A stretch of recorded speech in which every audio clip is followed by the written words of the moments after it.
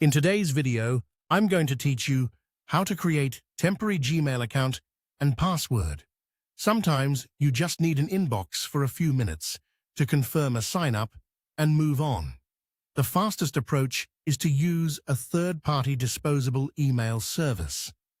Open your web browser and head to a reputable temporary mail provider. These services instantly generate a throwaway address you can paste into any registration form, receive the verification code, and then forget about. They don't require personal details, which helps keep your primary identity separate.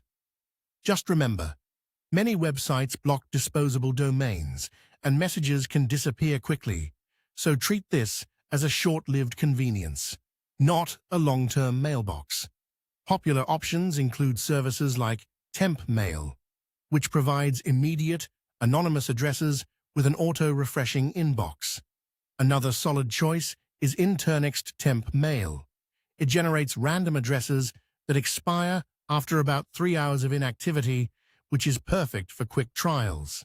A third option is mail ticking, offering temporary addresses that destroy themselves within 24 hours of closing the page.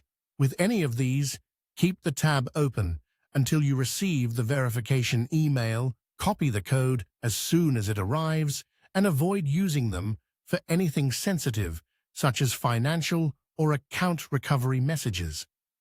If a confirmation email doesn't show up, refresh the inbox or generate a new address. Some providers rotate addresses to limit abuse. Save any confirmation numbers you might need later.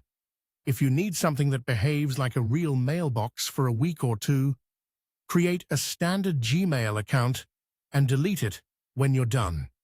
Go to the Google account sign-up page, follow the prompts to choose a unique address and set a strong password, and complete any basic verification Google requests. Use this new inbox as your junk email while you evaluate apps, sign up for trials, or separate newsletters from your primary address.